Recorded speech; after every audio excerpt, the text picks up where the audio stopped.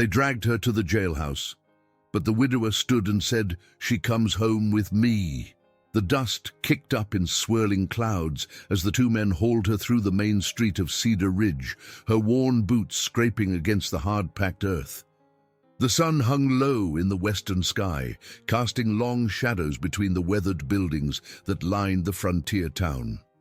Margaret Caldwell stumbled, but kept her chin raised, her dark hair escaping the simple bun at her neck, strands catching the amber light. Sheriff Holbrook's grip on her left arm was firm but not cruel, while Deputy Carson seemed eager to be done with the whole business. Their spurs jingled with each step, a metallic rhythm that seemed to echo off the false front buildings. The smell of wood smoke drifted from chimneys, mixing with the ever-present scent of dust and horse leather that defined this corner of Wyoming territory. "Keep walking, ma'am," Holbrook said quietly, his weathered face showing no pleasure in the task. "Almost there." Margaret said nothing. What was there to say? The evidence against her was clear enough in their minds. A woman alone, struggling to keep her late husband's ranch running, accused of rustling cattle from the powerful Henderson spread. The word of 3 Henderson cowhands against hers, and in a territory where survival depended on reputation, her word meant little. The jailhouse stood at the end of the street, a squat building of rough-hewn logs with iron bars across 2 small windows. As they approached, Margaret noticed the small crowd that had gathered. Most faces showed curiosity rather than hostility, but she recognized the cold stares of a few townspeople who had already judged her guilty. "Shame to see it come to this," someone murmured. "Woman's got no business trying to run cattle alone," another voice added. Margaret's jaw tightened, but she kept walking. She had heard such talk before, ever since Jacob's fever took him 2 winters past. A woman alone was always suspect, always vulnerable. They were nearly at the jailhouse steps when a voice cut through the murmur of the crowd. "Sheriff." Everyone turned. Standing near the hitching post was a tall man in a dark coat, his hat pulled low over his eyes. Margaret had seen him around town, but had never spoken to him. Ezra Whitman, the quiet widower who ran a small spread north of town. He had lost his own wife to childbirth 3 years ago, she remembered hearing. Sheriff Holbrook paused. "Mr. Whitman, this is official business." Ezra stepped forward, his boots making soft sounds against the dirt. Up close, Margaret could see the lines around his eyes, the way his dark hair was touched with silver at the temples. His face was lean and weathered, marked by prairie wind and sun, but his gray eyes were steady and calm. "What's she accused of?" Ezra asked. "Cattle rustling," Deputy Carson answered, before the sheriff could speak. "Henderson's men found 3 of their steers on her land, brands altered." Ezra's gaze moved to Margaret's face, taking in her proud bearing despite the circumstances. "And what does Mrs. Caldwell say?" "Doesn't matter what she says," Carson continued. "Evidence is evidence." "Actually, it does matter." Ezra's voice was quiet, but carried an edge. "I was riding fence near the Caldwell place yesterday morning. Saw 3 steers wandering loose on the range. No brands I could make out clear. Figured they might drift onto her land looking for water." Sheriff Holbrook frowned. "You saying these cattle weren't stolen?" "I'm saying maybe there's more to this than Henderson's boys are telling." Ezra pulled a folded paper from his coat. "This is a bill of sale for 3 head of cattle I bought from Tom Henderson just 2 weeks ago. Paid good money for them. But when I went to collect, Henderson said they'd gone missing. Claimed they must have been rustled." The crowd stirred, voices rising in speculation. Margaret stared at Ezra, confusion and hope warring in her chest. She had never spoken to this man beyond polite greetings in town, had no idea why he would involve himself in her troubles. Sheriff Holbrook examined the paper, his frown deepening. "This complicates things, Carson." "Could be lying to help her," the deputy muttered. Ezra's eyes flashed. "You calling me a liar, Carson?" The deputy took a step back. Ezra Whitman had a reputation as a fair man, but not one to cross. "Just saying we got to consider all possibilities." "Here's what I propose," Ezra said, his voice calm again. "Mrs. Caldwell comes with me while you sort this out proper. I'll vouch for her, make sure she doesn't go anywhere. Give you time to ask Henderson some hard questions about that bill of sale." Sheriff Holbrook looked uncertain. "Don't know if I can do that, Ezra. She's been formally accused. By Henderson's men, who might have reason to lie if they sold those cattle twice." Ezra stepped closer to Margaret, his presence somehow reassuring. "Mrs. Caldwell needs time to gather evidence in her own defense. Hard to do that from a jail cell." Margaret found her voice at last. "Mr. Whitman, I appreciate your help, but you don't know me well enough to vouch for anything." Ezra met her eyes directly. "I know you've been keeping that ranch running on your own for 2 years. I know you work from dawn to dusk and never ask for help. I know you pay your debts and keep your word." He paused. "That's enough for me to know." The crowd had grown larger, drawn by the unusual drama. Margaret could feel their attention like a weight, could almost hear the speculation that would spread through town by evening. But there was something in Ezra's steady gaze that made her feel less alone than she had in months. Sheriff Holbrook rubbed his jaw, clearly torn. "Henderson's not going to like this." "Henderson's not the law in this town," Ezra replied. "You are." After a long moment, the sheriff nodded slowly. "All right. But Mrs. Caldwell remains in your custody, Ezra. Anything happens, anything at all, it's on your head." "Understood." Margaret felt the deputy's grip on her arm loosen. "I don't understand why you're doing this," she said quietly to Ezra. "Because it's the right thing to do." He offered her his arm. "Come on, let's get you home." As they walked away from the jailhouse, Margaret was acutely aware of the man beside her. He moved with the easy confidence of someone comfortable in his own skin, his long strides adjusted to match her shorter ones. The crowd dispersed slowly behind them, but she could feel their eyes following. "My horse is tied at the mercantile," Margaret said. "We'll get her." Ezra's voice was matter-of-fact, as if helping accused rustlers was something he did every day. They walked in silence until they reached the store where Margaret's mare, a sturdy bay named Ginger, waited patiently at the hitching rail. Ezra untied the reins and handed them to her, then moved to his own mount, a tall black gelding that nickered softly at his approach. "Follow me," Ezra said, swinging into his saddle with practiced ease. The ride to Margaret's ranch took them through rolling grassland, dotted with sage and scattered pines. The late afternoon sun painted everything in shades of gold and amber, and a light breeze carried the scent of prairie grass and distant mountains. Margaret had always loved this time of day, when the harsh light softened and the land seemed to breathe with quiet contentment. But today she rode in a haze of confusion and gratitude, stealing glances at the man beside her.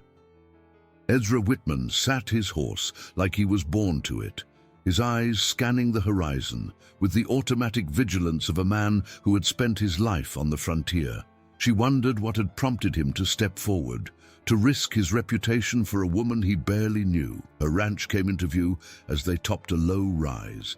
The house was small but sturdy, built of logs and chinked with mud and moss. Jacob had been proud of it, had built every board and beam with his own hands. The barn and corrals showed signs of careful maintenance, though Margaret knew they needed work she couldn't afford. "Nice place," Ezra said as they rode into the yard. Jacob built it all himself. Margaret dismounted and began unsaddling her horse, grateful for the familiar routine. Took him 3 years to get it the way he wanted. Ezra dismounted as well, his eyes taking in the details of the spread. He did good work, built to last. Margaret turned Ginger into the small pasture beside the barn, then faced her unexpected protector. "Mr. Whitman, I need to understand why you helped me back there.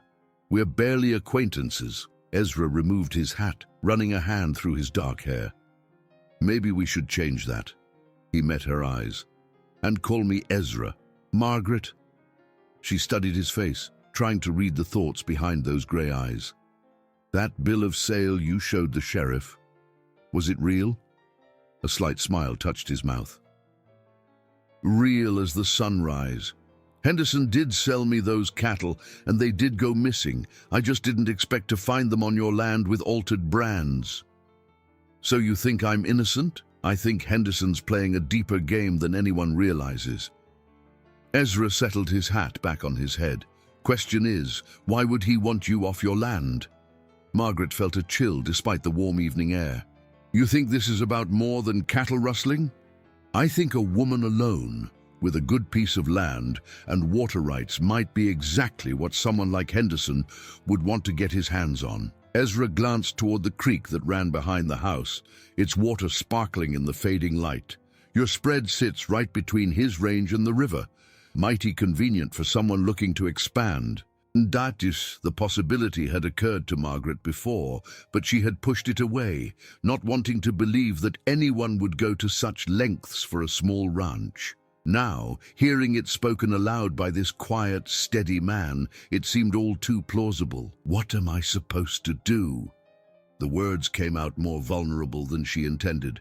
I can't fight Henderson. He owns half the county.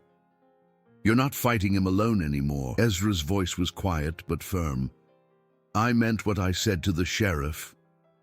You're under my protection now. Margaret stared at him, overwhelmed by the simple certainty in his voice.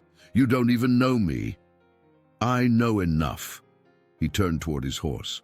I'll bed down in your barn tonight. Keep watch. Tomorrow, we start figuring out how to prove Henderson set you up. You can't sleep in the barn, Margaret protested. It's not proper. Ezra paused, one hand on his saddle.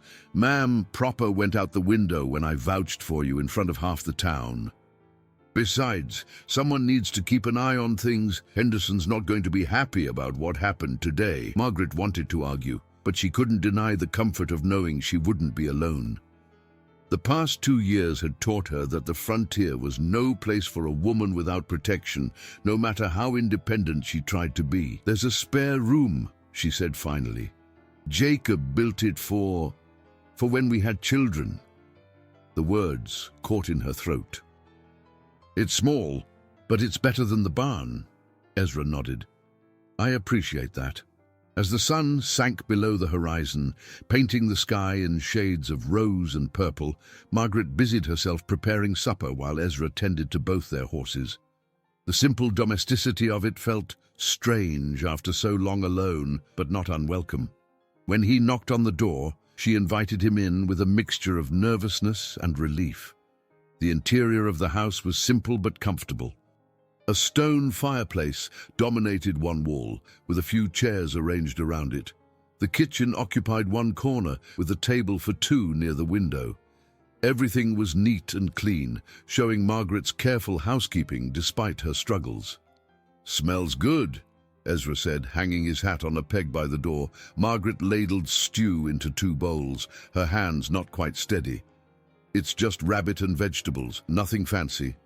They ate in relative silence, the weight of the day's events settling between them. Outside, the first stars were appearing in the darkening sky, and somewhere in the distance, a coyote called to its pack. The familiar sounds of the prairie night surrounded the small house like a lullaby. Tell me about your husband, Ezra said finally. Margaret's spoon paused halfway to her mouth. Jacob was a good man, patient and kind. He believed in building something that would last. She smiled sadly. He used to say that the land would still be here long after we were gone, so we might as well treat it right. Sounds like he was wise. He was. Margaret set down her spoon. What about your wife? Ezra was quiet for so long that Margaret wondered if he would answer. When he finally spoke, his voice was soft. Catherine was light. She could find joy in the smallest things. A wildflower, a bird's song, the way the morning light hit the mountains. He paused. She died, trying to give me a son. The pain in his voice was raw despite the years that had passed. Margaret reached across the table without thinking, covering his hand with hers. I'm sorry. Ezra looked down at their joined hands, his thumb brushing lightly across her knuckles. That's why I helped you today. Catherine would have wanted me to. They sat in silence as full darkness settled over the land. Finally, Ezra withdrew his hand and stood. "I should let you get some rest." "Tomorrow's likely to be difficult." Margaret showed him to the spare room, acutely aware of his presence in the small space. "There are extra blankets in the chest," she said, suddenly formal. "Thank you, Margaret, for everything." She paused in the doorway. "I should be thanking you. We're helping each other. That's what neighbors do." After Margaret had retired to her own room, she lay awake listening to the night sounds and the quiet movements of the man in the room across the hall. For the first time in months, she didn't feel the crushing weight of facing each day alone. Whatever tomorrow brought, she wouldn't meet it by herself. Margaret woke before dawn, as was her habit. For a moment she lay still, disoriented by the knowledge that she wasn't alone in the house. Then memory flooded back, and with it a mixture of anxiety and anticipation.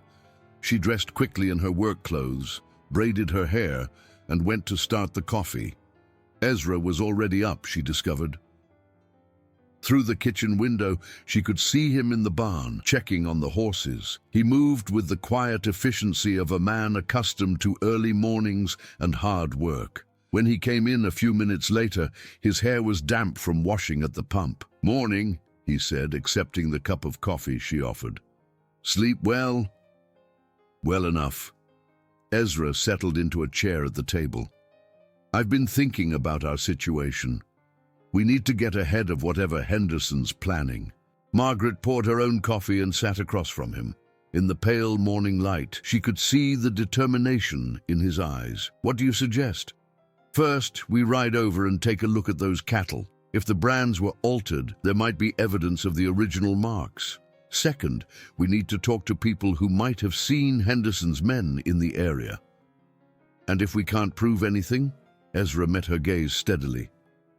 "Then we find another way to fight. But I don't plan on letting Henderson railroad you into losing your land." They finished breakfast quickly and saddled their horses.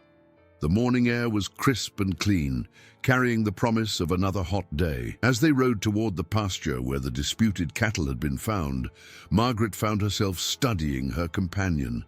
There was something solid and reassuring about Ezra Whitman, a sense of competence that made her feel safer than she had in months. The 3 steers were grazing peacefully in a small meadow near Margaret's eastern boundary.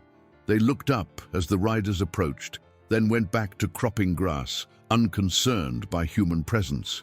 Ezra dismounted and approached the nearest animal slowly, speaking in low, soothing tones.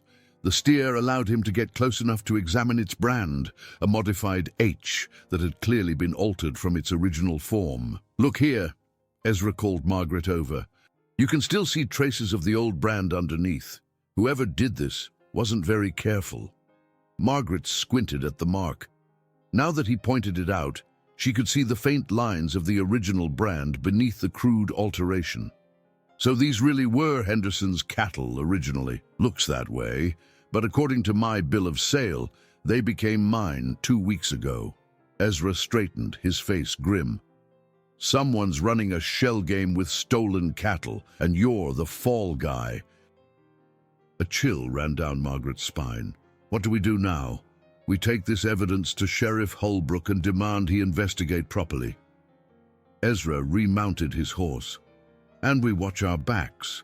Henderson's not going to give up easy." They rode back toward town at a steady pace, the morning sun climbing higher in the clear sky. Margaret felt a mixture of hope and apprehension. The evidence seemed clear enough, but she knew that justice in a frontier town often had more to do with money and influence than facts. As they approached Cedar Ridge, they saw a cluster of horses tied outside the sheriff's office. Margaret recognized several of them as belonging to Henderson's men. "Looks like Henderson got here first," Ezra observed. They dismounted and approached the office. Through the open door they could hear raised voices. Sheriff Holbrook was speaking, his tone defensive. "Now, see here, Henderson. I can't just ignore new evidence." "What evidence?" Tom Henderson's voice was sharp with anger. "That rustler's word against my men's, and some convenient bill of sale that Whitman probably forged." Ezra and Margaret exchanged glances. Then Ezra stepped through the doorway, his presence immediately commanding attention. "Nobody forged anything, Henderson," Ezra said quietly. Tom Henderson was a big man, thick through the chest and shoulders, with graying hair and cold blue eyes. He turned toward Ezra with barely concealed hostility. "Whitman, should have known you'd stick your nose in where it doesn't belong. When it comes to cattle with my brand on them being used to frame an innocent woman, it's exactly where it belongs." Ezra's voice remained calm, but Margaret could see the tension in his shoulders. "Your cattle," Henderson laughed harshly. "That's rich. Those are my steers with my brand, found on her land." He jerked his thumb toward Margaret. "Case closed." Sheriff Holbrook cleared his throat. "Actually, Tom, there seems to be some question about the brands, and Mr. Whitman's bill of sale appears genuine." "Appears?" Henderson's face was reddening. "Sheriff, I pay good money to support law and order in this county.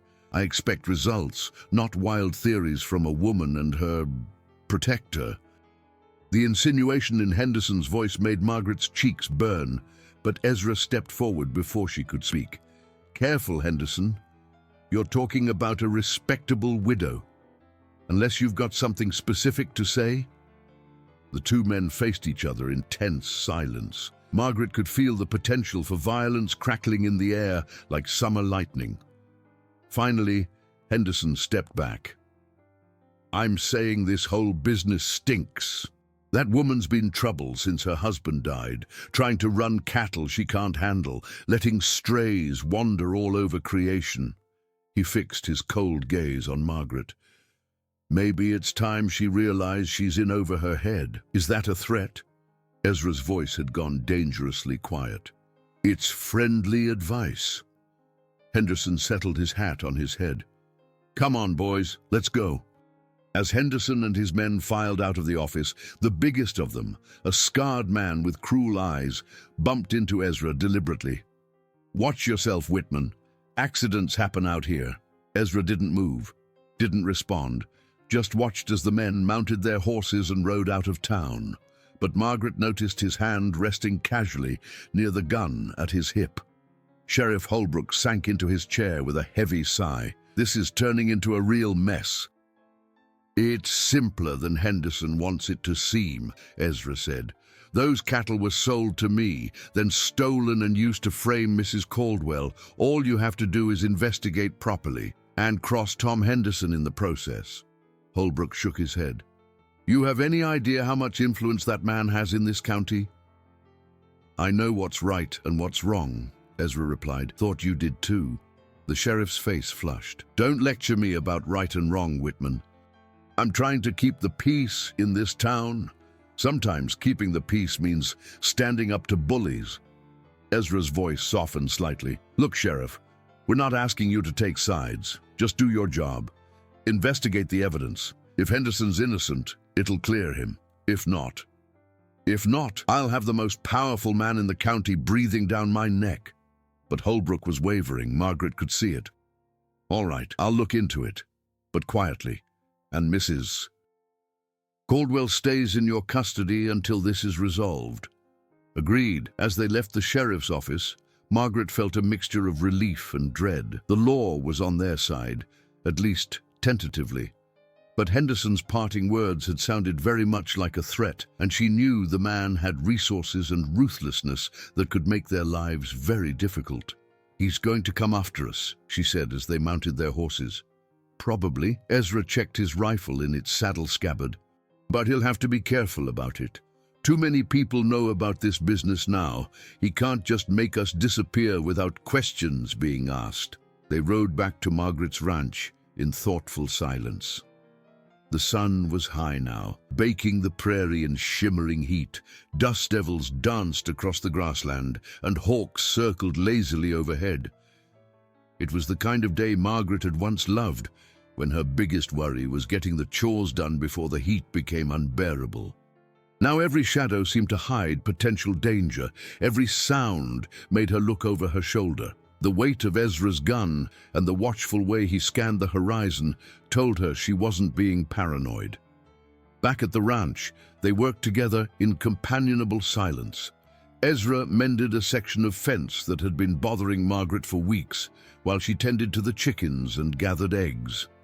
The simple routine of ranch work was soothing, but underneath the normalcy ran a current of tension. If this story has touched your heart so far, don't forget to subscribe to the channel, like the video, and share it with friends who love Old West stories.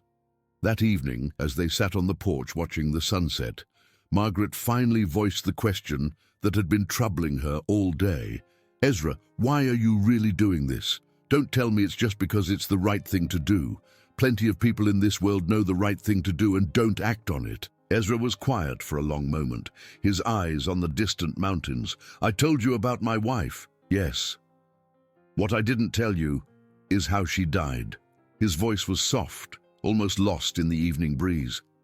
"There were complications with the birth. The baby was breech, and we were too far from a doctor. I did what I could, but—" He trailed off. Margaret waited, sensing there was more. Catherine knew she was dying. "In those last moments, she made me promise something. She said there would come a time when I'd have the chance to help someone who needed it, someone alone and facing impossible odds. She made me promise I wouldn't turn away."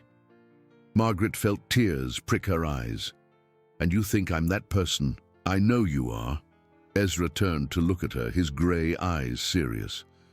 "When I saw you in that crowd today, when I heard the accusations and saw how alone you were, it was like Catherine was standing right beside me, reminding me of my promise." They sat in silence as the first stars appeared in the darkening sky. Margaret felt something shift inside her, a recognition of the depth of this man's character. He wasn't helping her out of pity or obligation, but out of love for a dead woman and faithfulness to a promise made in grief. "She must have been remarkable," Margaret said finally. "She was, and so are you, in your own way." Ezra's voice was gentle. "You've been carrying this burden alone for 2 years, keeping this place running, never giving up.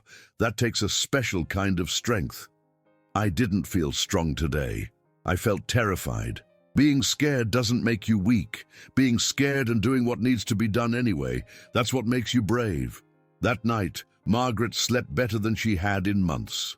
For the first time since Jacob's death, she felt like she had a true partner, someone who understood the weight of loss and the courage it took to keep moving forward. She woke to the sound of horses approaching fast. Dawn was just breaking, painting the sky in pale shades of pink and gold. Margaret dressed quickly and grabbed the rifle Jacob had taught her to use, her heart pounding. Ezra was already at the window, fully dressed, his own weapon in hand. "4 riders," he said quietly. "Coming in hard." Margaret joined him at the window, recognizing the lead rider immediately. It was Kane, Henderson's foreman, the man who had bumped into Ezra at the sheriff's office. The others were ranch hands she'd seen around town, all hard men with guns and the willingness to use them. "Stay inside," Ezra said, moving toward the door. "This is my land," Margaret replied, checking her rifle. "I'm not hiding." Ezra looked like he wanted to argue, but there wasn't time. The riders had reached the yard and were dismounting, their hands resting on their gun butts in a universal gesture of threat. Ezra opened the door and stepped onto the porch, his rifle held casually but ready. Margaret stood in the doorway behind him, her own weapon visible but not quite aimed. "Morning, boys," Ezra said conversationally. "Kind of early for a social call." Kane spat in the dust. "This ain't social, Whitman. Boss wants to talk to the lady." "Then he can come himself, like a gentleman." Ezra's voice remained calm. "Or better yet, he can make an appointment through the sheriff." "Sheriff's got no say in this." Kane took a step forward. "This is between Henderson and the rustler. Mrs. Caldwell hasn't been convicted of anything," Ezra pointed out. "Matter of fact, the more we look into those altered brands, the more questions come up about who's really doing the stealing around here." One of the other men, a young cowboy with nervous eyes, shifted uncomfortably. Margaret noticed the movement and filed it away.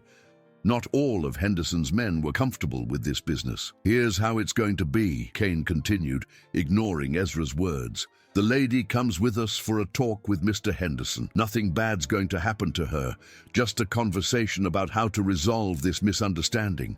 And if she doesn't want to come?" Ezra's grip on his rifle tightened almost imperceptibly. Kane smiled, and it wasn't pleasant. "Then we'll have to insist." The tension in the yard stretched tight as a wire. Margaret could feel the moment balanced on a knife's edge, ready to tip into violence at the slightest provocation. She made her decision. "I'll come," she said, stepping onto the porch. "No." Ezra's voice was sharp. "You're not going anywhere with these men." It's all right," Margaret said quietly. "If Henderson wants to talk, maybe it's time we had that conversation." "Margaret, don't." Ezra turned to face her, his grey eyes intense. "You go with them. You might not come back. If I don't go, people are going to get hurt, maybe killed." She looked at the 4 armed men in her yard, then at Ezra. "I won't have blood on my land because of me." Kane's smile widened. "Smart woman. Get your horse." "She's not going alone," Ezra said firmly. "She is, if she wants to avoid trouble for you and anyone else fool enough to get involved." Kane's hand dropped to his gun butt. "Your choice, Whitman." Margaret touched Ezra's arm gently. "It's my choice, and I choose to go."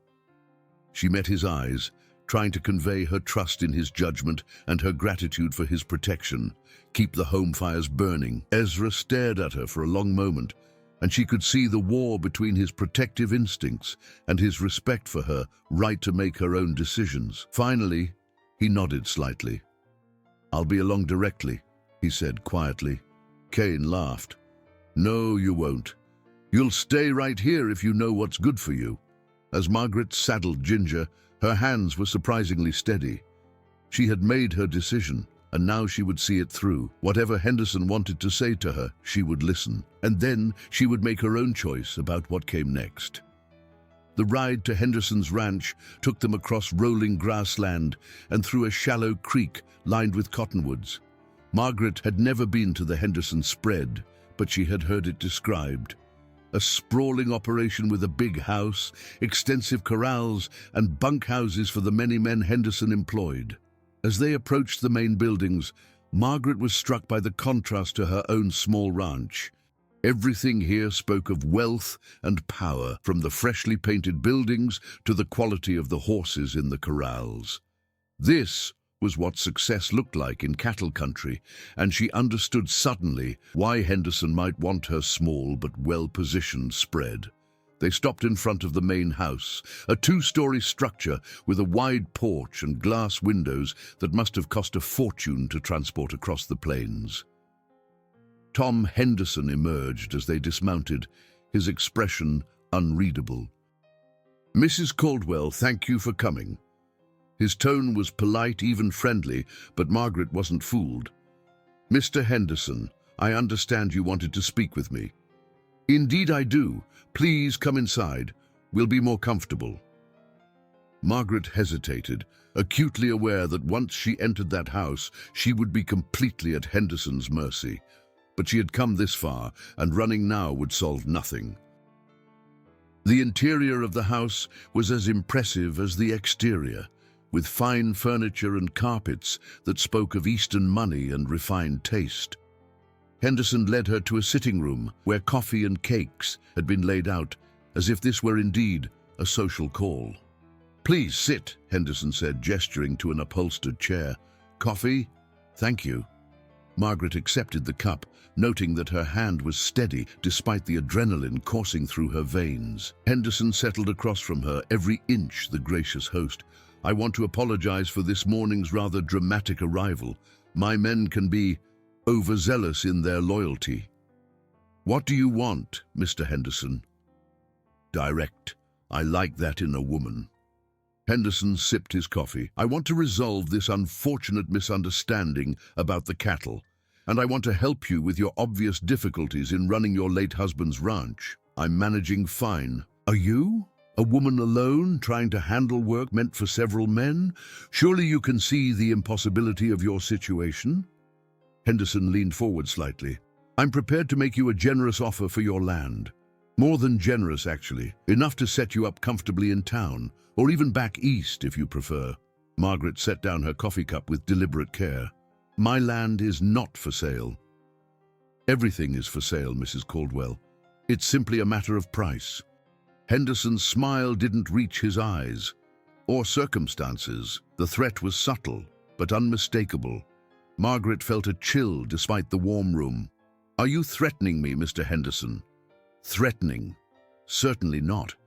I'm simply pointing out that a woman in your position is vulnerable to all sorts of difficulties.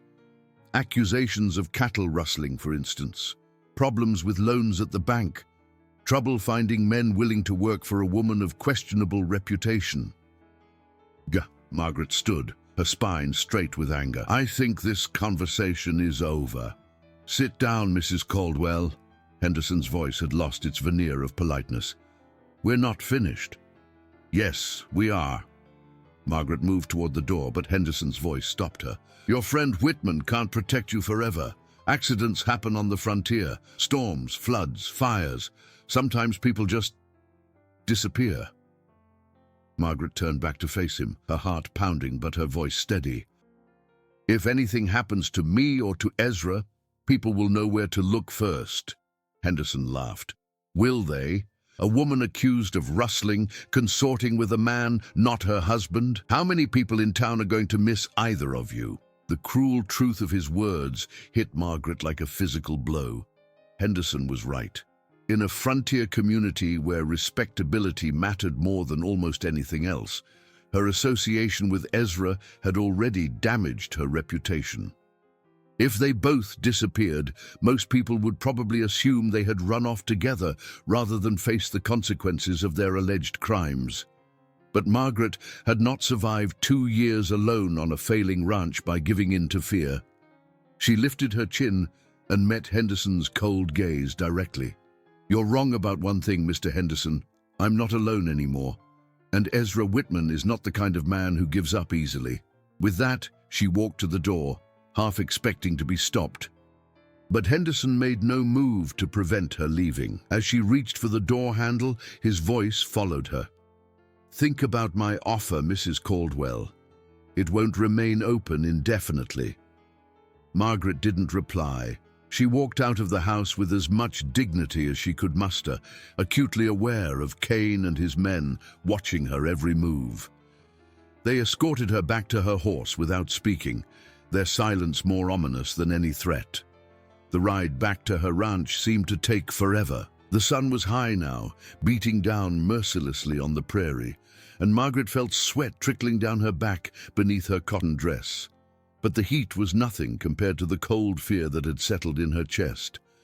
Henderson's threats had been real, and she knew he had the power and ruthlessness to carry them out. As they approached her property, Margaret saw Ezra waiting on the porch, his rifle across his knees. Relief flooded through her at the sight of his familiar figure, solid and reassuring against the weathered logs of her home. Kane and his men stopped at the edge of the yard. Remember what the boss said, lady, Kane called out. Think real careful about your choices. Then they wheeled their horses and rode away, leaving Margaret alone with Ezra and the weight of Henderson's ultimatum. Ezra was beside her before she had fully dismounted, his hands gentle but urgent as he helped her down from her horse. Are you hurt? What did he want? He wants my land, and he's willing to do whatever it takes to get it. Margaret's voice was steadier than she felt. He made that very clear. Ezra's jaw tightened. Did he threaten you directly? Not in so many words, but the meaning was clear enough. Margaret looked back in the direction Henderson's men had gone. He's right about one thing. We're vulnerable out here. If something happened to us, nothing's going to happen to us, Ezra said firmly. Come on, let's get you inside. As they walked toward the house, Margaret felt the enormity of her situation settling over her like a heavy blanket. Henderson had resources, men, and influence, All she had was her stubborn determination and the support of one good man who had already risked more than he should for her sake. "Ezra," she said quietly as they reached the porch, "maybe you should go. This isn't your fight, and Henderson made it clear that you're in danger too." Ezra stopped and turned to face her, his grey eyes intense. "Is that what you want? For me to leave?"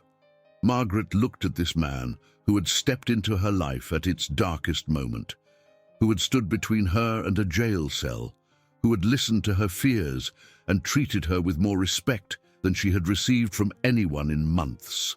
The thought of facing Henderson's threats alone was terrifying, but the thought of Ezra being hurt because of her was worse.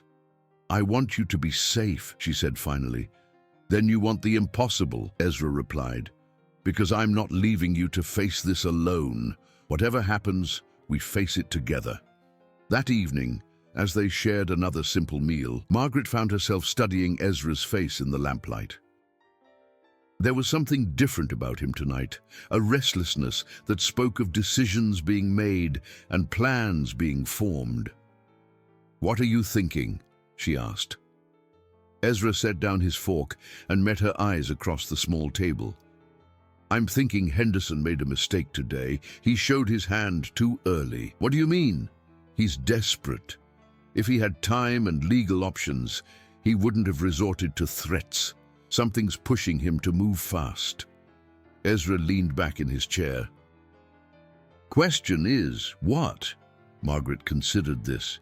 "You think there's more to this than just wanting my land?" "I'm sure of it. A man like Henderson doesn't risk his reputation over a small ranch unless there's something bigger at stake." Ezra was quiet for a moment. "Tell me about your water rights." "Water rights?" Margaret frowned. "Jacob filed the proper claims when he built here. We have rights to the creek and the spring up in the hills. Any other claims on that water?" "Not that I know of." "Why?" Ezra stood and moved to the window, peering out into the darkness.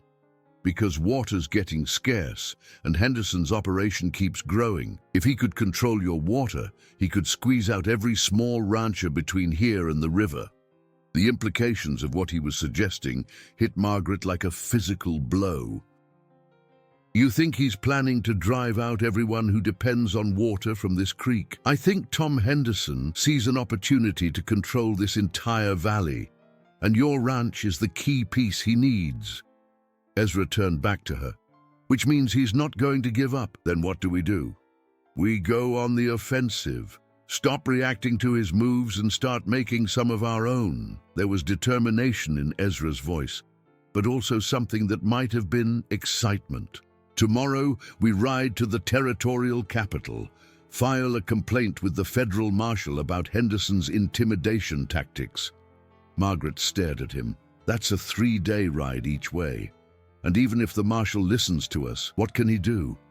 He can investigate Henderson's operation, look into those altered brands, check his books, maybe discover that Henderson's been playing fast and loose with cattle ownership for quite some time." Ezra smiled grimly. "Men like Henderson always have secrets. We just need to find the right person to dig them up." It was a dangerous plan, Margaret knew. Leaving her ranch undefended for nearly a week would give Henderson opportunities she didn't want to think about. But staying put and waiting for his next move seemed even more dangerous. "All right," she said finally. "When do we leave?" "Dawn. We'll travel light and fast, avoid the main roads where possible." Ezra moved to the door, checking the lock and peering out once more. "Tonight, we take turns keeping watch.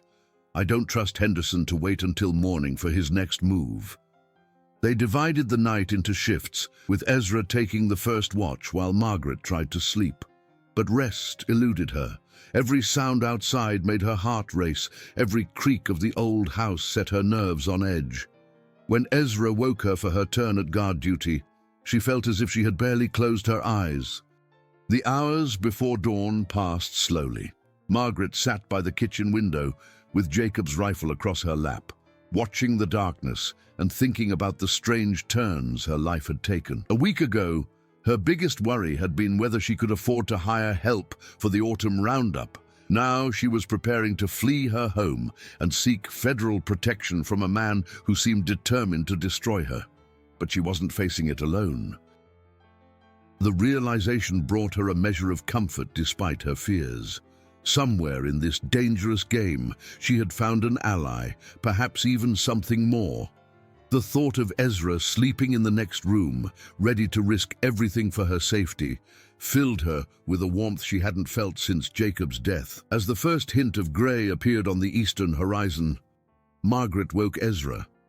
They ate a quick breakfast, packed supplies for the journey, and saddled their horses in the pre-dawn darkness. Everything they were doing felt furtive and dangerous, as if they were criminals fleeing justice rather than citizens seeking it. "Ready?" Ezra asked, swinging into his saddle. Margaret took one last look at her home, the place Jacob had built with such hope and love. She might never see it again, she realized. If Henderson was as ruthless as he seemed, there might be nothing left to come back to. "Ready," she said, and turned Ginger toward the road that led away from everything she had known. They rode hard for the first hour, putting distance between themselves and the ranch before the sun was fully up. Ezra led them on paths Margaret had never seen, winding through draws and along ridgelines that kept them hidden from casual observation. His knowledge of the country was impressive, and she wondered how many hours he had spent exploring these remote places during his years of solitude. By midday, they had covered more ground than Margaret would have thought possible. They stopped to rest the horses in a grove of cottonwoods beside a small stream, and Margaret was grateful for the shade and the chance to stretch her aching muscles. "How much farther today?" she asked, loosening Ginger's cinch.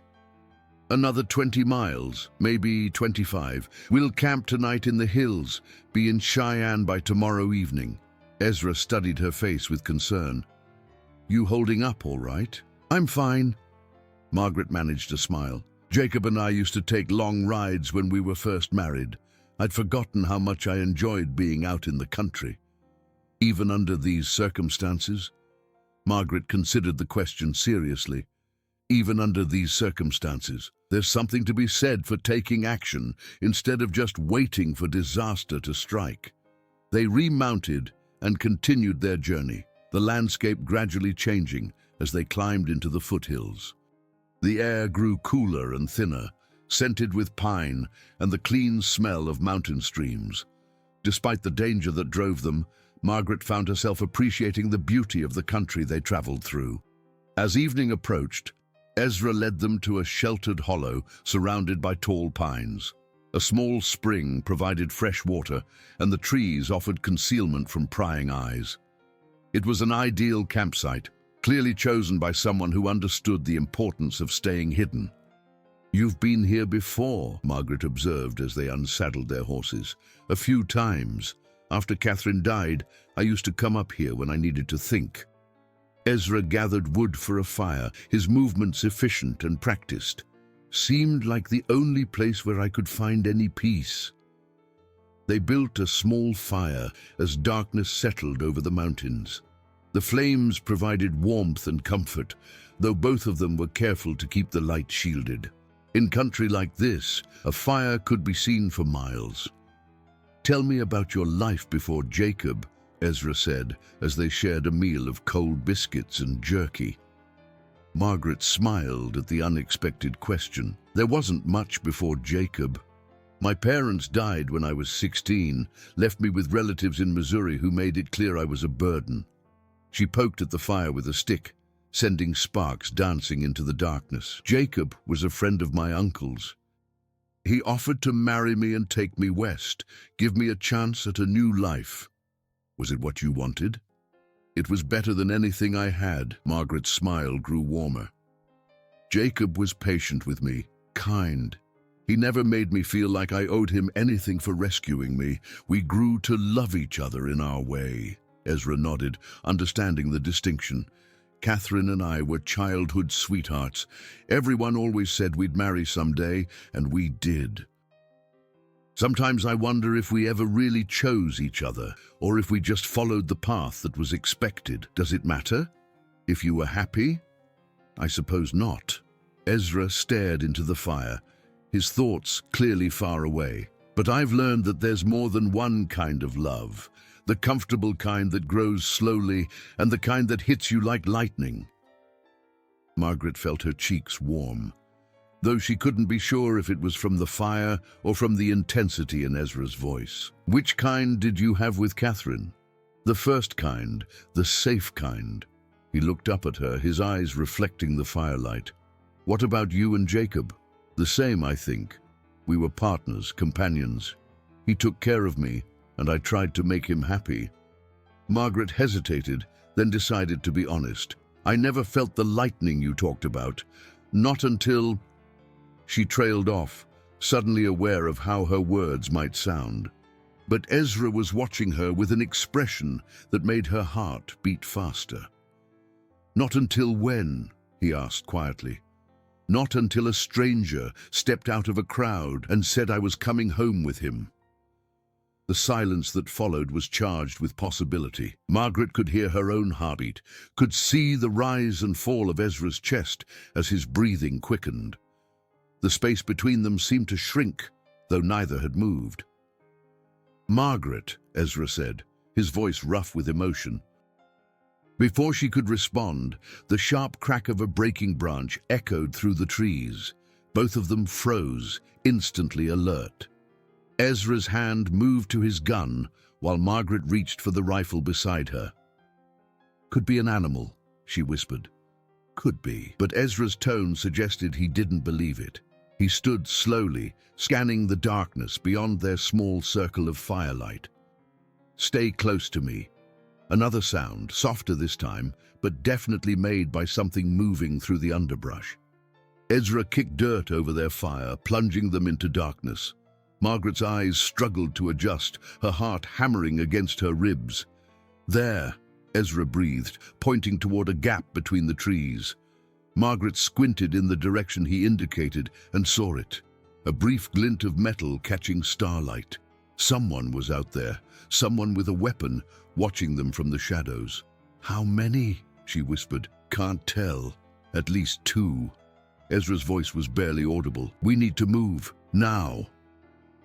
They crept toward their horses, trying to make as little noise as possible, but before they could reach the animals, a voice called out from the darkness. That's far enough, Whitman. Kane. Margaret recognized the foreman's harsh tone immediately. They had been found, despite all their precautions. Let the woman go, Ezra called back. Your quarrel is with me. Laughter echoed through the trees. Our quarrel is with both of you. Boss wants to have another conversation with the lady. More private this time. Margaret felt ice form in her stomach. A more private conversation with Henderson could only mean one thing. Run, Ezra whispered urgently. When I start shooting, you run for the horses and ride hard. Don't stop. Don't look back. I'm not leaving you. Margaret, this isn't the time to argue. They want you alive, but they'll kill me without hesitation. Your only chance is to get away and reach the marshal. Before Margaret could protest further, Ezra stood up and fired into the darkness. Immediately, answering shots rang out from multiple directions.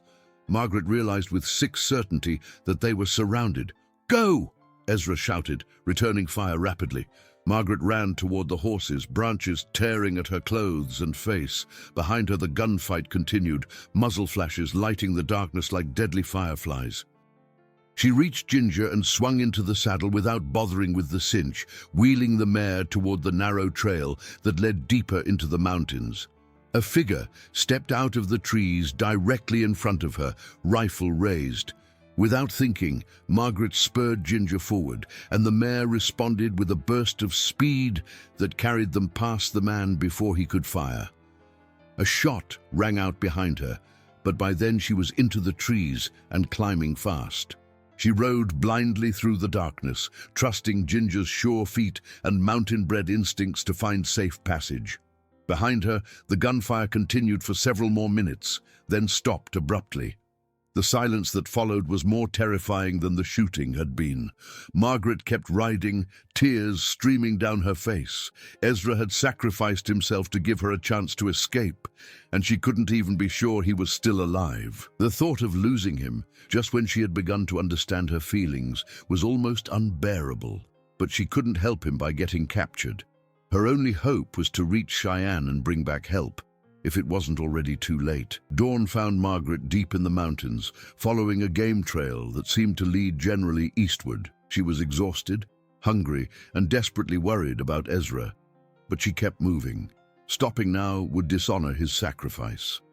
Around midday, she encountered a trapper heading down from the high country with a string of pack mules. The grizzled old man took one look at her bedraggled appearance and offered help without question. "Trouble, miss?" he asked in a voice roughened by years of solitude. "The worst kind. I need to get to Cheyenne as fast as possible." The trapper studied her face and seemed to read the desperation there. "I know a shortcut. Get you there by nightfall if you're willing to trust an old mountain man." Margaret almost wept with relief. "Lead the way." The trapper, who introduced himself only as Jeremiah, proved to be a godsend. He knew every trail and shortcut in the mountains, and his steady presence helped Margaret keep her composure during the long ride. By sunset, they were descending toward the lights of Cheyenne, and Margaret felt the first real hope she'd experienced since the ambush. The federal marshal's office was located in a solid brick building near the center of town. Margaret tied Ginger to the hitching rail and climbed the steps on unsteady legs, aware that everything depended on the next few minutes. Marshal James Patterson was a lean man in his 50s, with iron-gray hair and intelligent eyes that missed nothing. He listened to Margaret's story without interruption, taking notes and asking occasional questions that showed he understood the implications of what she was telling him. "This is a serious accusation, Mrs. Caldwell," he said when she finished. "Tom Henderson is a prominent citizen with considerable influence. He's also a criminal who's using intimidation and fraud to steal land," Margaret replied, her voice shaking with exhaustion and grief. "And he's probably killed the man who was trying to protect me." Marshal Patterson studied her for a long moment. "You said Whitman had evidence of cattle fraud?" "Yes. A bill of sale for the cattle found on my land, showing that Henderson had already sold them to Ezra." Margaret reached into her saddlebag and pulled out the folded paper. "This is a copy. Ezra kept the original." The marshal examined the document carefully. "This appears genuine, and if what you're telling me is true, it suggests a pattern of fraud that goes well beyond simple cattle rustling. Will you investigate?" "I'll do more than investigate. I'll ride out there myself with a federal posse." Patterson stood, his face grim with purpose. "Henderson may own half the county, but he doesn't own the federal government." Relief flooded through Margaret so powerfully that she nearly collapsed. "Thank you, Marshal, but please hurry. If Ezra is still alive..." "We'll leave within the hour. I suggest you get some rest, Mrs. Caldwell. You look like you're about to fall over." Margaret wanted to protest, wanted to ride back with the marshal and his men, but she knew she would only slow them down in her current condition. Reluctantly, she allowed herself to be directed to a hotel, where she collapsed into the first real bed she'd seen in days. But sleep, when it finally came, brought no peace. Her dreams were filled with gunfire, and Ezra's voice telling her to run, and she woke several times with his name on her lips. The next day passed with agonizing slowness. Margaret paced her hotel room, unable to eat or concentrate on anything except worry for Ezra's safety. Every hour that passed without word from the marshal felt like a small eternity. Finally, just as the sun was setting, she heard horses in the street below. Looking out her window, she saw Marshal Patterson dismounting in front of the hotel, and her heart leaped when she recognized the tall figure beside him. Ezra, alive, though clearly battered and exhausted. Margaret ran from the room and down the stairs, not caring who saw her throw herself into his arms. "I thought you were dead," she whispered against his chest. Almost was. Ezra's voice was hoarse, and she could see bruises on his face and hands. They took me to Henderson's ranch, tried to make me tell them where you'd gone. What happened? Let's go upstairs, Marshal Patterson interrupted. I need to debrief both of you, and Mr. Whitman needs medical attention. In Margaret's room, the marshal explained what they had found at Henderson's ranch. Enough evidence to convict him 10 times over. Altered brands, forged bills of sale, a whole network of cattle theft stretching across 3 territories. We also found correspondence showing he was planning to file fraudulent claims on water rights throughout the valley.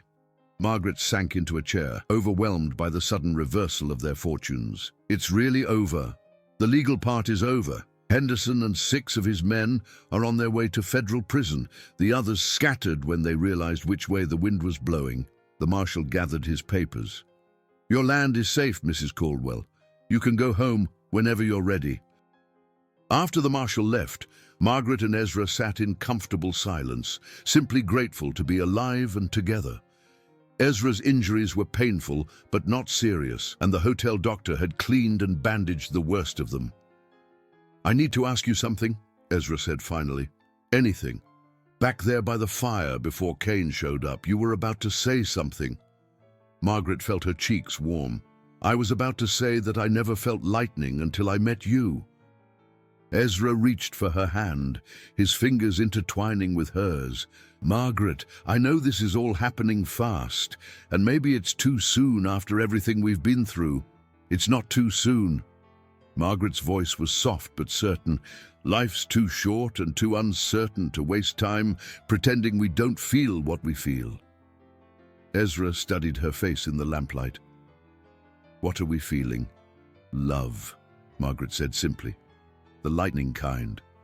When Ezra kissed her, it was with the desperate gratitude of 2 people who had faced death and found each other on the other side. Margaret felt the last of her defenses crumble, replaced by a certainty that this was where she belonged. They were married 3 days later in a simple ceremony in Cheyenne, with Marshal Patterson serving as one of the witnesses.